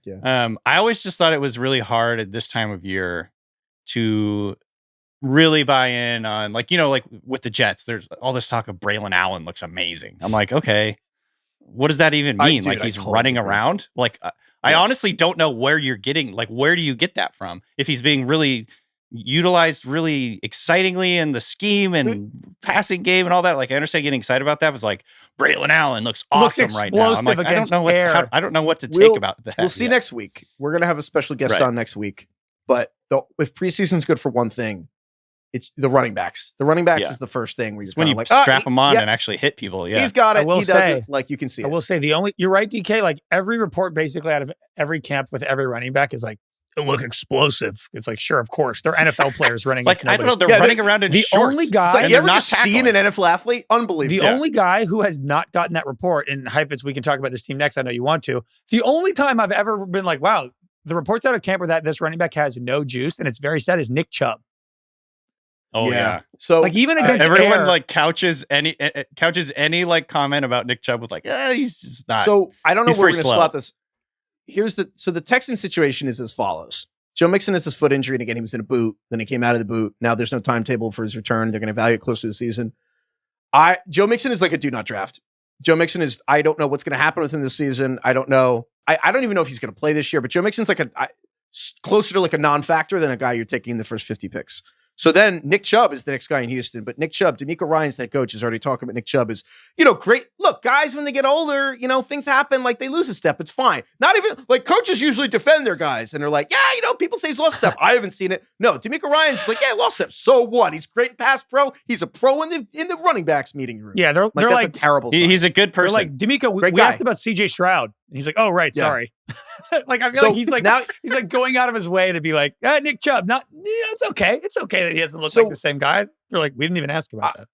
I think I don't know who the Houston running back is going to be, but Nick Chubb will have a role. I'm probably sure he'll be the nominal starter in week 1, but I don't know if he's going to make it. He certainly seems like he'll need snap counts, but he doesn't have the juice. So I think it's going to be Woody Marks, the rookie at USC, or Damian Pierce, who got activated off PUP today. We're recording this Tuesday, August 5th. Damian's time. Damian's time. I kind of think it's going to be. I think it's going to be Woody Marks, man. But the point is, those guys are going really cheap. We'll update our rankings to move them. But I think the Texans starting running back is going to be like free because people aren't going to realize that Joe Mixon's not like, I don't know. I think that's a total up for grabs, but like throw darts at that backfield because I think Woody Marks, Dameon Pierce, one of these free guys is going to end up starting there basically. So yeah, that's why we haven't talked about Mixon so far. Woody Marks caught a ton of passes in college. I think Woody Marks. Yeah. We'll see.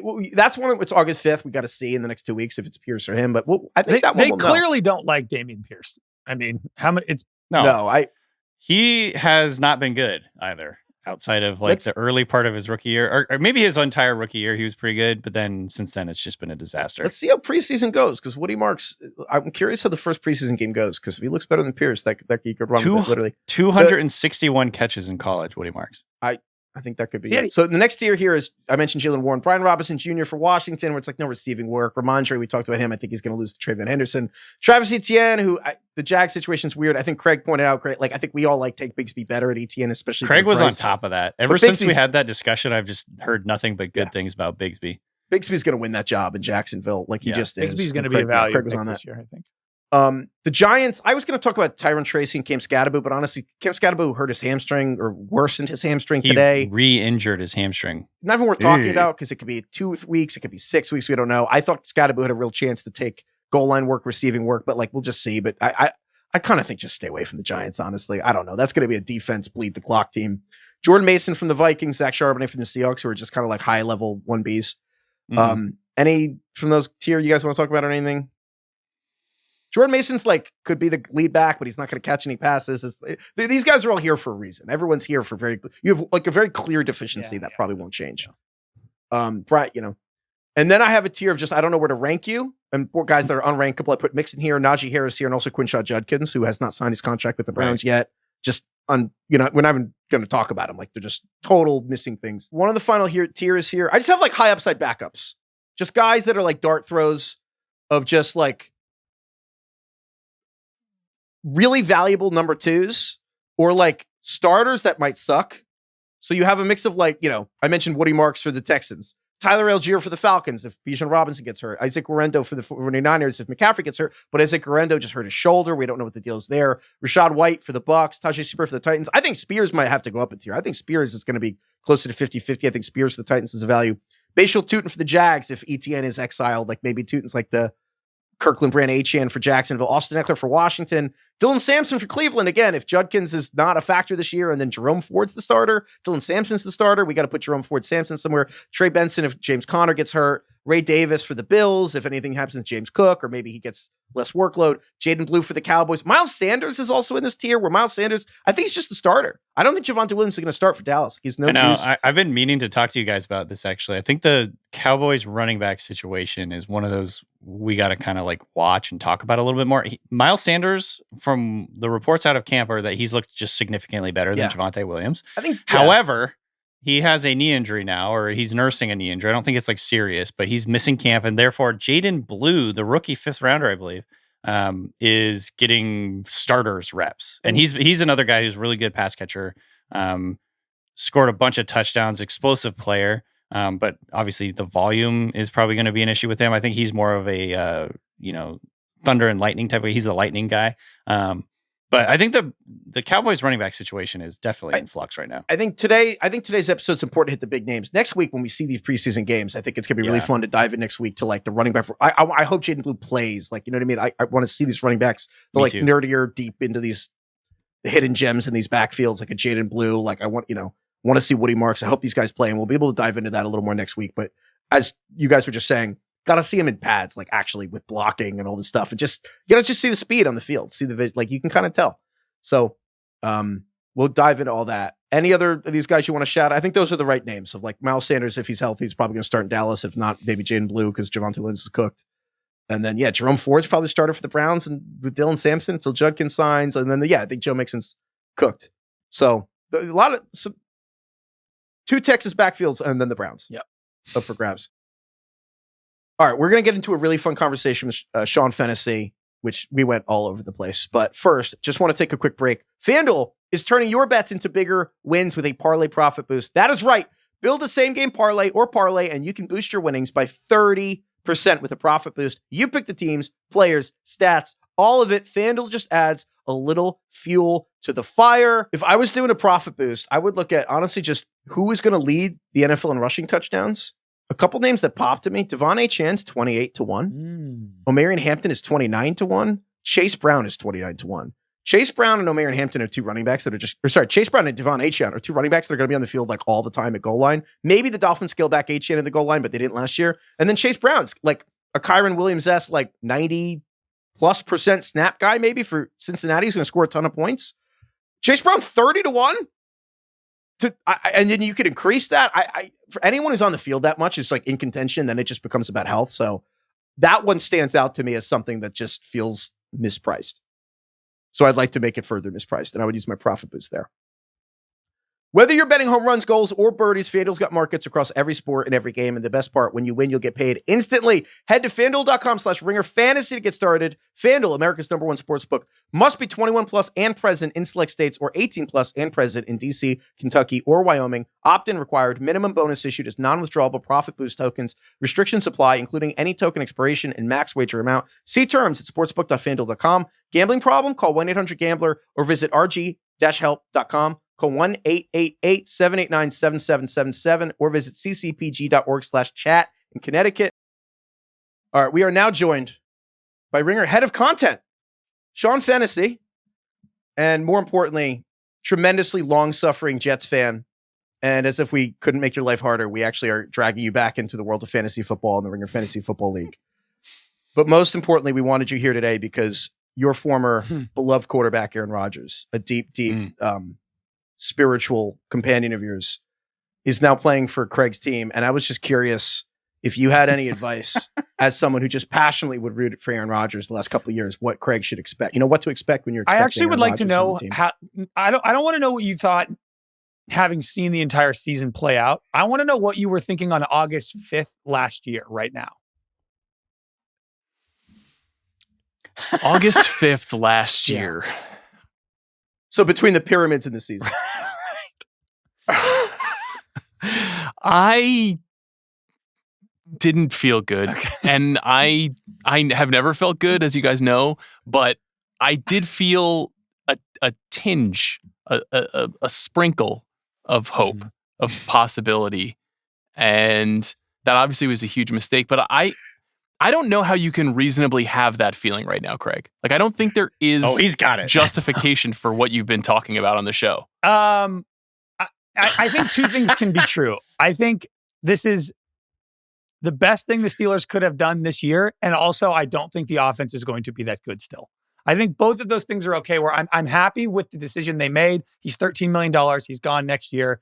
We have a good roster. I think that's all okay. And still, I think Arthur Smith, Mike Tomlin, and Aaron Rodgers and DK Metcalf, no other wide receivers, is like a really bizarre combination. And I don't think the offense is going to make any sense. And I don't know who's going to win. And the weekly fight between Arthur Smith and Aaron Rodgers, philosophically, I think they're just completely at odds with the way they want to run an offense. So I think all that is like, you know, I have my concerns. However, what? Kirk Cousins, bring Russell Wilson back? I think this is fine. What about Sam Darnold? Didn't that make a lot of sense for the Pittsburgh Steelers? No, I don't want to give Sam Darnold $100 million. I don't want to do that. What's the difference? You're gonna have to give it to somebody else next year after Aaron Rodgers goes 7-10. You know, like what are you waiting for? I don't want to be the guy who buys the quarterback off of Kevin O'Connell, who is maybe the best quarterback whisperer in the NFL, and bring him to Mike Tomlin and Arthur Smith. It just doesn't sound like a great deal for a guy who before last year was one of the biggest busts of the decade. Here's what I don't get about this take. I've been listening to you proffer this take to these two guys, and they obviously think you're completely insane, and I do too. It's neither nihilism nor hope. Like, you're trying to walk on the balance beam between those two ideas, right? You don't want to get hurt, but you're like, it's the best we could do, so I'm hoping for the best, which is not really a take. Like, you kind of need to either go all in and be like, we're going to the Super Bowl, or you need to just get off the boat and be like, the Steelers should be sold. And like, you need to get on the Jets level is what I'm saying. Like, the Steelers are entering a Jetsy territory in the last 10 years, and you need to get on our level. It's funny you say that, because I think the Jets are weirdly in a situation where they're you can't really have hope for what the ceiling of this team with Justin Fields can be. But there is, I guess, a floor of competency now with Aaron Glenn, and you're going to have like a rushing attack. You're going to have an identity, but you still have Justin Fields and you gave him $40 million. It's like, aren't you kind of in that same boat?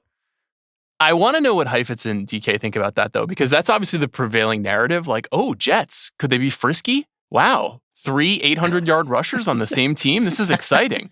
But the Jets are fucking horrible. Like, they're one of the worst franchises in professional sports. Do I like what I'm hearing out of training camp? Of course, because I'm an idiot. But is it possible that they're actually kind of cool? I don't think it is possible. And I also don't think that justifies any non-take on the Steelers that you're making. Like, make your take, man. Like, take a stand. Look, are they winning 14 games or not? that's such a podcaster's mentality. And I won't succumb Craig's to living that. in the real world, pal. I will say, reality. You want to live in the real world. You want to live in the real world. I think that this is brass. Like gray area. Plenty of room in the gray area. The season's gray area. It's up, it's down, it's all these things. But I think the one thing Craig hasn't lived in enough is you want to talk about real life. There is a serious chance that Aaron Rodgers ends up the quarterback of the first Mike Tomlin Steelers team to have a losing record. Mm-hmm. And whether you like it or not, that will be attached to Tomlin and Rodgers forever if it happens. Whether it is fair or not, it will literally be Aaron Rodgers was great and then like got really weird after COVID and then he ruined Mike Tomlin's career. Like literally that's how we will remember it. And that's how people will think about the Steelers is before and after Aaron Rodgers. Like that is also on the table along with the Brett Favre 09 Vikings run of like almost going to the Super Bowl. Like that is the other end of this. The counter to that argument is that the jetsiest thing of all time would be for Aaron Rodgers to win 14 games in the Super Bowl as a Steeler. Now that if that happens, what kind of bold proclamation can I make that I will not stand by 1 year from now? I'm not sure. It would be really hard to come back from that. Last year sucked, guys. That was awful. Well, watching his carcass get wheeled out there every week and pretend to be good with his touchdown interception ratio that I used to think was a meaningful stat and is completely meaningless because he's a coward and won't throw the ball down the sideline. It's pathetic. I hate him so much. Craig, seriously, fuck him.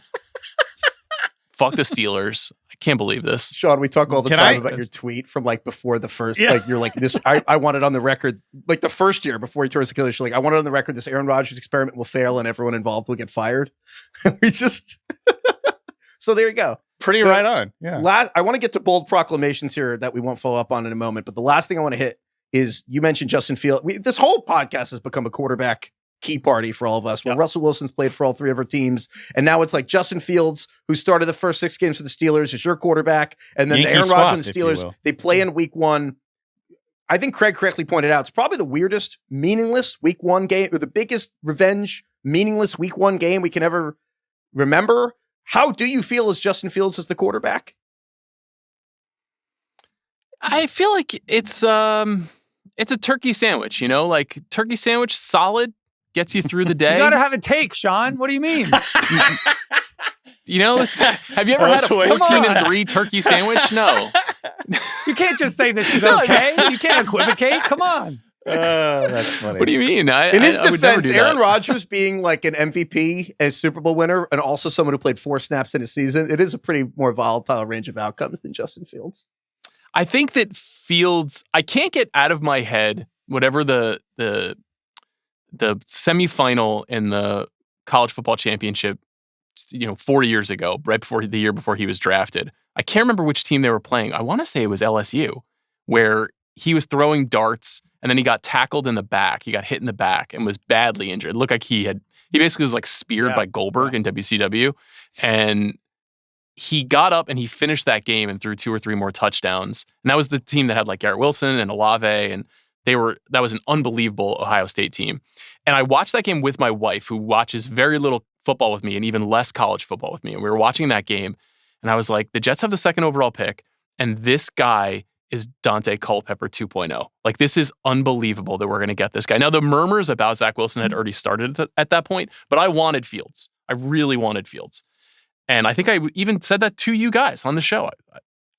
And we didn't get him, obviously. And obviously, he has not had the most decorated NFL career thus far. And frankly, most people are doubting him. And honestly, I'm doubting him. I'm not going to come in here and pretend like I believe that this is where he will turn it all around. But if he does turn it all around, it's a great story.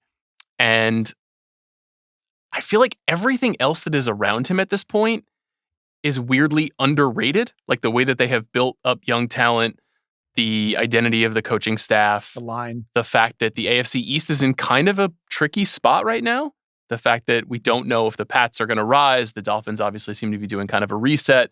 The Bills already have some injury and holdout stuff going on. There's weirdly a soft vulnerability in the AFC East for the first time in a long time. And if he's just above average, if he is the 15th best quarterback or 14th best quarterback in the NFL. Now, mind you, this is exactly what we said about Aaron Rodgers last year. If he's the 15th best quarterback in the NFL with this defense, they will go to the playoffs. But if Justin Fields is just above average, I think they could win 8 or 9 games. This is why Justin Fields is the perfect Jet, because he's flashes enough that Sean just is like, if he's the 15th best quarterback, we can win 8 or 9 games. And it's meanwhile, he's going to suck.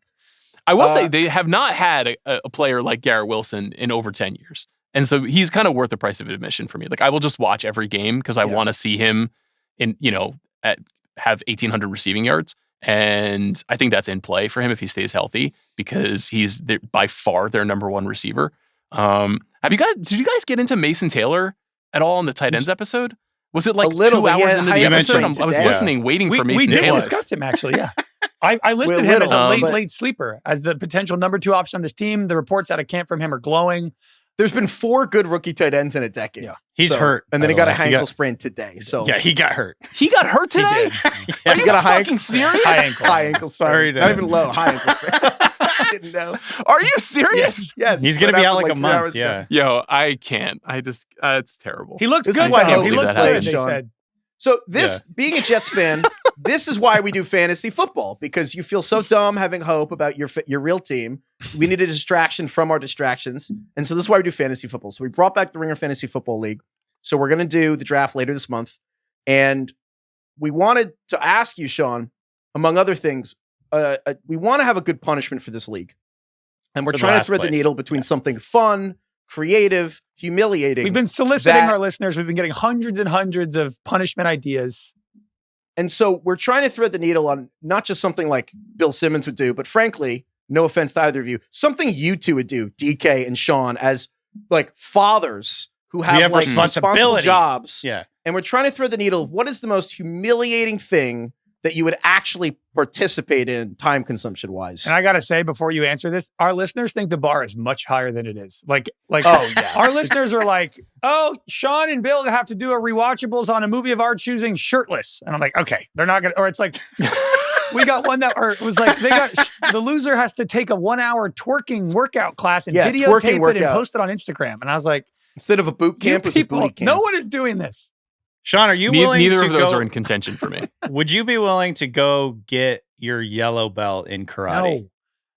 That's crazier than the booty camp. I would do that. Self-actualization. You think you would? This was a punishment in my other friend's league. It takes a lot longer than you would think to acquire a yellow belt. Okay, do a month of You have to go to like 10 classes, which I don't think anyone is doing. But that's at least bettering myself in a way that my decrepit body could probably use right now. That is very different from, I mean, me and Bill shirtless podcasting, I will say that is cinema. That's a great idea. It will never happen. People thought it would be funny. I appreciate the creativity. People thought it'd be funny if let's say Chris loses. Chris Ryan gets dead last. And then what he would have to do is sit in on the Sicario rewatchables, but he's not allowed to speak.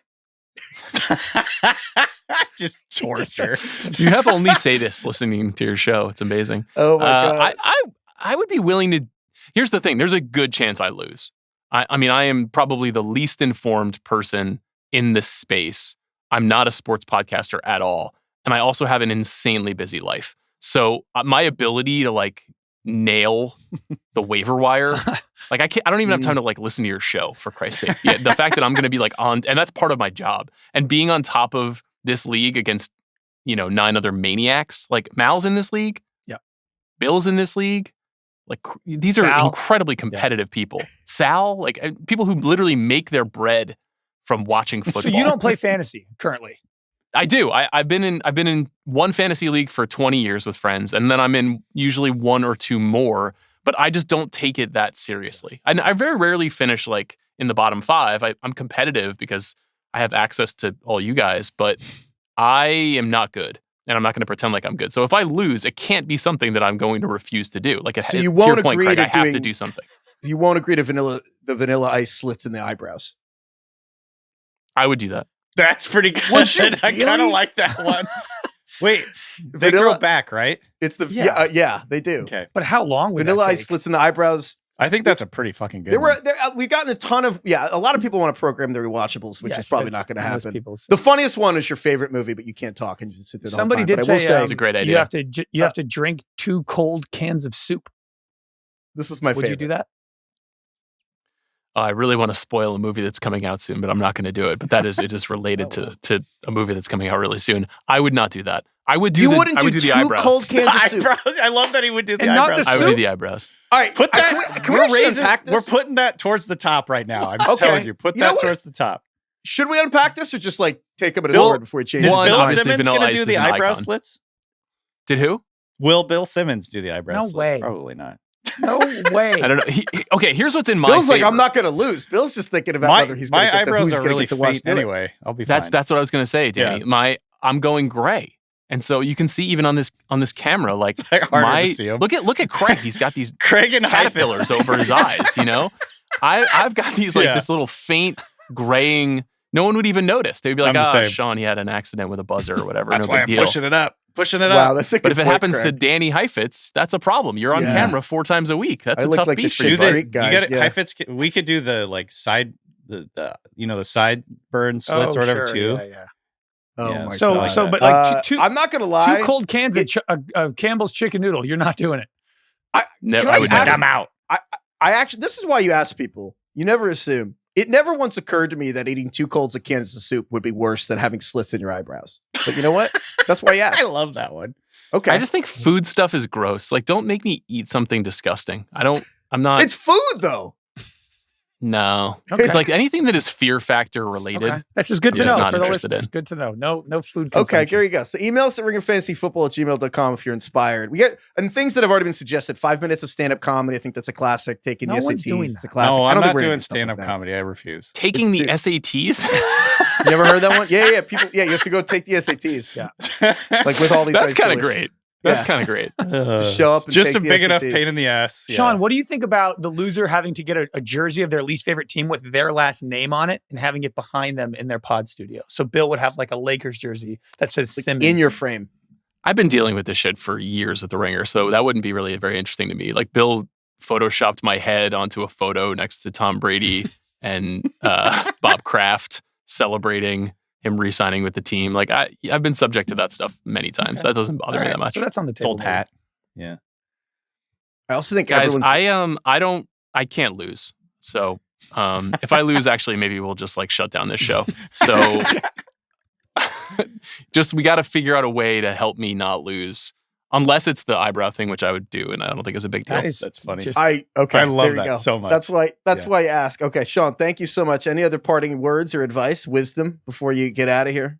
Yeah, Craig, I wish you no luck. Okay. I hope Aaron Rodgers breaks both legs on the first play of the regular season, Wow. and He's misunderstood. I hate him. Reports out of I camp. hate him. I hate He's him. a real locker room guy. I've heard that. I've heard that he Feel like and that Tomlin happens. together have a really interesting dynamic do. and chemistry, and I'm sure it's going to be really consistent and quiet, and he's going to be really focused on football. And I'm really excited about his marriage. That seems very cool, Mm. and Okay. he's a good man with good ideas, and you're very lucky. Thank you. We're trying to get him on the show, so Thank we'll see if that happens. Yeah, you can send him a clip of that commentary. So Happy Gilmore is like our favorite movie, I think, on the show by a lot. And then Sean, obviously, is like the movie expert. And so Craig went on Sean's show, The Big Picture, and God, Craig fucking shredded Happy Gilmore 2. Eviscerated. Eviscerated it. And I think I wanted, well, first, I don't know, Craig. Well, actually, I feel like Craig, do you want to kind of explain your Happy Gilmore is like your favorite comedy? And do you want to just summarize your hatred of the sequel? I thought it was pandering, lazy, nostalgia slop. And if you want to hear my full take, you can listen to The Big Picture. But Heifetz and DK have watched the film now. We have not discussed it. Heifetz, did you share my same feelings? No. Oh, you liked it. I liked Hell it. yeah. Of I like course it. you did. Like, that is the most here's the thing. predictable opinion out of Heifetz ever is that you like that movie. Here's the thing. Of course. Happy Gilmore 2 is fan service. Yes. I'm a fan. I felt derogatory. Served. I felt served. Like, I'm just saying. What? 2 cold cans of soup. A bunch of dumb jokes. Like, the first 20 minutes were bad. And, like, I won't lie. The first, basically, until Happy Gilmore starts playing golf again, it's pretty bad. I'm like, oh, they killed his wife, which is, like the most classic, like, 90s Christopher Nolan shit or whatever. Like, all right, they killed his, it's not very funny outside of John Daly showing up for the first 30 minutes. But frankly, the first Happy Gilmore isn't necessarily, like, amazing to start. Once it is. It is. It's more like when you see The it 100 hockey times. tryouts? But okay. Well. He's moving the goalposts. That's great. Fine, it's fair. He's moving the goalposts. So you enjoyed the last 30 minutes when it turned into beast I'm saying when Will... it's a bunch of Did nods. we ask Sean a question yet? You're right. Sean's I just just here. like Sean here monitoring. Fine. I'm fair. fine. When Will Zalatoris shows up Yeah. and they do the extended bit that Will Zalatoris looks exactly like the caddy, Yeah. I'm like, you know what? This is funny. I'm enjoying it. I'm not going to let the internet poison it. Is it like some high art? Guess what? It's a sequel 28 years later for fucking Netflix. For like, they made it for money. It's just like a thing that exists. It's kind of like when Lil Wayne puts out the Carter 6. Is it great? No. I'm just happy Lil Wayne's not dead. Like, I can't believe he's still making music. This is cool. I'm happy this exists. They made Happy Gilmore 2. It's a little funny toward the end. That's fine. I don't know. This sounds like Craig's Steelers takes. I know. I'm like, I'm happy it exists. I have a the take. bar I you're sat setting there- is so Sean, low what and did you pathetic. think? The movie is not good, so I'm not going to pretend to tell you that it is some masterwork, and I was not suggesting that on the big picture. I do think it's kind of an interesting movie, and it actually does have some ideas that I think are kind of fascinating for Adam Sandler to be putting into his clearly made for money and memes Happy Gilmore sequel. The thing that has been so funny about this, both watching the reaction to the movie and then doing the episode with Craig and watching the reaction to that episode, is that it's so fun to have the shoe be on the other foot for me, because I'm often identified as a pretentious film snob. That is my persona, right? And I lean into it a little bit, and I think it's kind of funny, but there are certain things that I have a soft spot for or a blind spot for. Of course, Adam Sandler is one of them, and Happy Gilmore especially is one of them. And so I'm happy it exists as an idea that I also relate to, but this is the movie that has broken the brains of men between the ages of 25 and 55 who think that they are not pretentious film snobs, and that they are the ones who are now acting like the pretentious film snobs because their holy sacred document of comedy has been, vandalized. And it's just amusing to me. I mean, the exact same energy that I bring to a lot of episodes of The Big Picture, Craig brought to that episode of The Big Picture. I agree. I got to say, Craig, I get why Craig is upset, because Craig, you guys care about movies, you care about bringing comedies back, you care about all that stuff. But I don't know. It was funny that the Mr. lady had a grave. Like, I just laughed. I'm not even saying it's good, but like, I laughed that like Bob Barker's grave was there. It was funny. Sorry. It's telling. It's telling that you liked it. It's really not. It's really not. And honestly, millions and millions and millions of people at home agree. This is going to end up being one of the most popular streaming films of all time. But do they Adam agree Sandler that, continues to reign, Craig. I don't know if they agree that it's good. They watched it. It was there, and they watched it, and they marketed it well, and it was a lot of famous faces, and they clicked on it, and they looked at their phone while it was on, and every once in a while they looked up and went, "Oh, Scotty Scheffler, nice. Oh, Adam Sandler's hitting the ball again. Dude, oh, fun." They called. Honestly, I think I like golf. And they integrated golf a lot. And I think it's funny that they called Charlie Hull a fine ass hillbilly. Like, that just is funny. And it made me laugh. Is it cheap? Well, it's probably very expensive, actually, to get all these people in the cameos. I wonder what that costs. Or maybe they show up for free. But it's funny to me that Rory McIlroy took a golf ball to or a baseball to the chest. And then they came back and he's like on the ground. Like, that was funny. Scotty Scheffler's in the jail. Like, it's funny. Do you think, Heifetz, if let's say the next 10, 20 years, the next 2 decades of comedy are movies like this, do you think then 20 years from now you'll say, yeah, we're back. We're in a good place. These movies are funny. This is what everybody's That's why watching. I think you didn't like it, though. You're thinking about the implications of what this means for the business. I get why that would bother you. However, I'm speaking not as someone who understands how movies are made. I certainly don't understand what you talk about on The Town with Matt Bellany, how movies are made and the implications of business. I'm saying, as a dumbass listener who is half on my phone, like watching it, I'm like, like, oh, I get it. Like, Chubbs is there. Like, they're doing mini golf again. Like, I don't know. It's like Anchorman 2. Was that good? No, but it was funny they did the fight thing with Stonewall Jackson's ghost. It's just like getting the band back together for like, I don't know. I get what you're saying because it's like the Sopranos line. Remember when is the lowest form of conversation. Yeah. All this, what did you think Happy Gilmore 2 was going to be other than like, remember when? Oh, I said my expectations were low and it was worse than I thought. But yeah, it's like, I don't think you can separate the two. It's like, I am worried about the future of comedies, but this movie was terrible. And that's why I'm worried about the future of comedies because people like you are like, I thought it was pretty good, which means they're just going to make more of those. I couldn't get through it. I think Sean, do you think I can finish it? It's like his favorite movie. I turned it off. There's not a really strong rationale for it being 2 hours and 10 minutes. I don't really think that was a good choice. This is amusing to watch you guys fight about it, though. I can't tell if I want to finish it now or not. Well, I think it's way better. Craig's right. The ending is weird. It's weird that they spent all that money on it, and the ending is green weird. Looks dumb. It gets funnier after you turn it off. I would say this is my only take on the subject because obviously I love Happy Gilmore with a passion. It didn't feel like a movie. It was like some weird, like Craig, I think you put it was like SNL 50. It was just like a collection of cameos. Yeah, it felt like it was like some special or something. It wasn't a movie. It's rock bottom. It's rock bottom. Oh man, Craig, I love you, man, but you are really caught in the slipstream of your own aging. You know, like what was this movie just for turned you, 31. Sean? You're going through it. You feel like they're taking things from you that used to be yours, and you feel like the big algorithm has eaten up your childhood. I get it. Like I've been there, dude. I've been going through it publicly, professionally for 10 years. You're just dead inside. It gets way worse, dude. Like it's gonna only get worse. You think this is rock bottom? You have so far down to go, man. They're gonna keep tearing apart the absolute core of your inner child. They will destroy it for as long as they possibly can. This is the entertainment business. Get used to it. Sean's been at rock bottom since you were cuddling a cat at Cabbage Patch, Craig.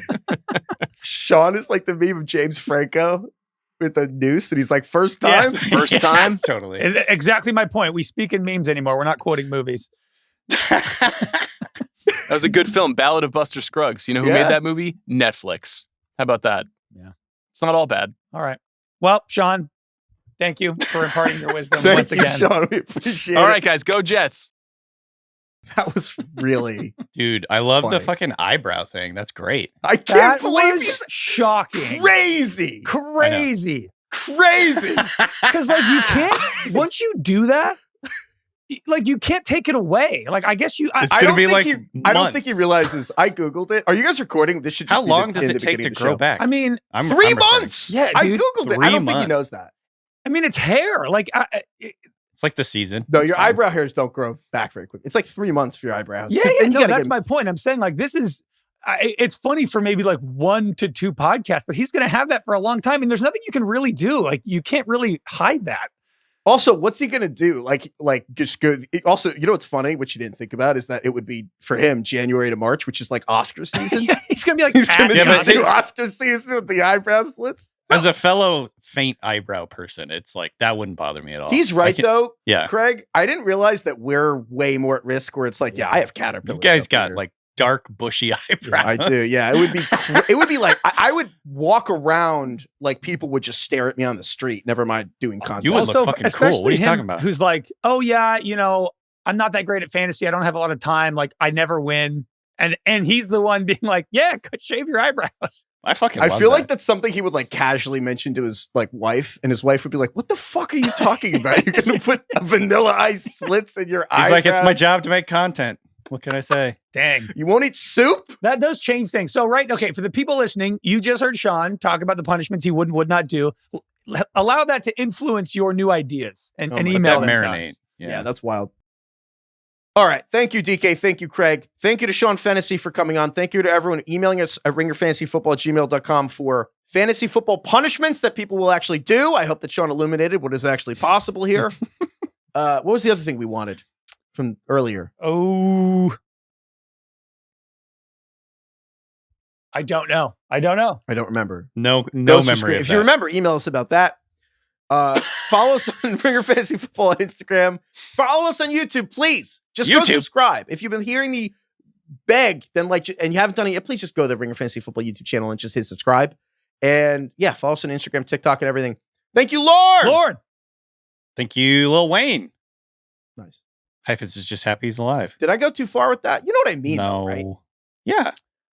Like people are like, the Carter 6. There was like a day there where everyone thought he was dead. Yeah, like, the Carter 6 is not the same. I'm like, dude, he is making music. That's crazy. Yeah, it's a little bit like Craig's Steelers take, but that's fine. I know. That's true. Yeah. It's like those videos of Frankie Valli still doing shows. It's like at a certain point, when can you be like, enough? Well, it's Frank. I like the music. It's fun to be there and see him. Senior abuse. They're just playing the songs. I like the songs. It's like, you think the Carters is Lil Wayne making too much music though? No, I actually have no opinion on Lil Wayne or the Carters. Sorry, I want to veer off of Lil Wayne here and go to Coldplay. We were talking I was hanging out with a bunch of people and we were talking about like the most popular artists on Spotify, and Coldplay is still one of them. Obviously, Coldplay in the news for other things lately. Did we ever talk about that, by the way? Not enough. The Coldplay thing. Should we be the last people to talk about the Coldplay into concert? This whole Coldplay debacle? Anyways, I was just shocked to hear that Coldplay is still one of the most popular artists on Spotify in the world. Not only, DK, I believe they have the first or second most profitable tour this year. What? Globally. How are people still this into Coldplay? Yeah, people love Coldplay. It's crazy, They're the U2 of our generation. I don't understand this at all. Is I that thought they true? like faded into the background. That blows my mind. That's just how I think of them. Yellow has 3 like, billion streams. The last song I can remember from them is like that Yellow video. Where Wait, they have 5 different songs? Beach. It's like he's walking on the beach. They have sunlight. Yellow, Viva La Vida, Clocks.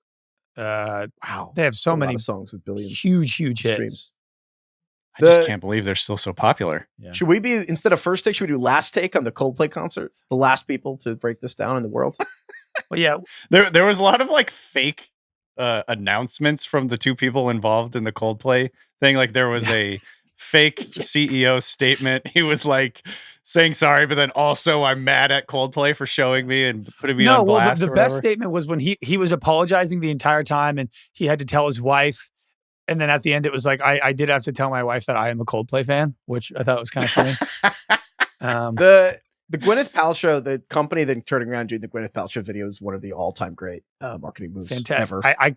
She probably made $1 million to do 15 seconds of work. Oh my God. Just record 2 minutes. Probably did 4 takes. That was amazing. It's so funny to think that like, if they had just played it cool, it would have been fine. Yeah.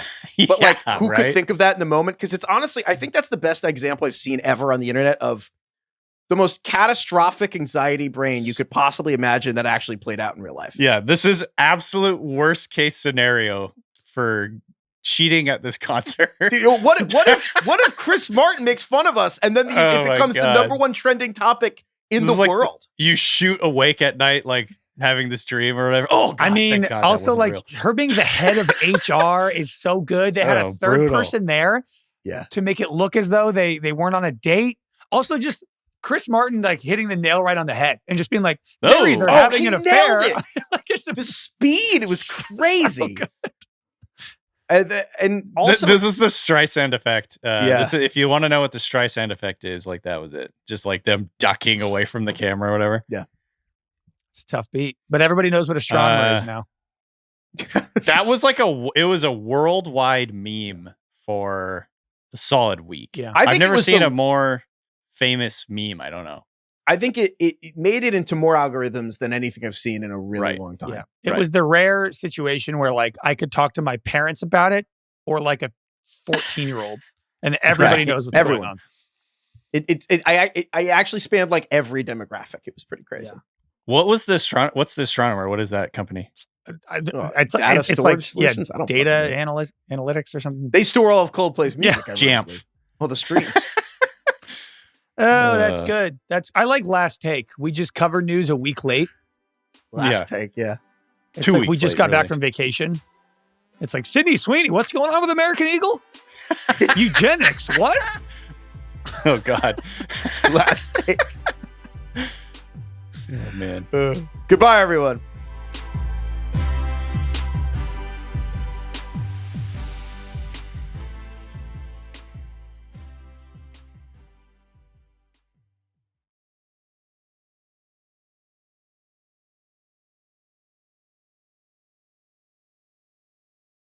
Must be 21 plus and present in select states. For Kansas, in affiliation with Kansas Star Casino, or 18 plus and present in D.C., Kentucky, or Wyoming. Gambling problem? Call 1-800-GAMBLER or visit rg-help.com. Call 1-888-789-7777 or visit ccpg.org/chat in Connecticut or visit mdgamblinghelp.org in Maryland. Hope is here. Visit gamblinghelplinema.org or call 800-327-5050 for 24/7 support in Massachusetts, or call 1-877-8-HOPE-NY or text HOPE-NY in New York.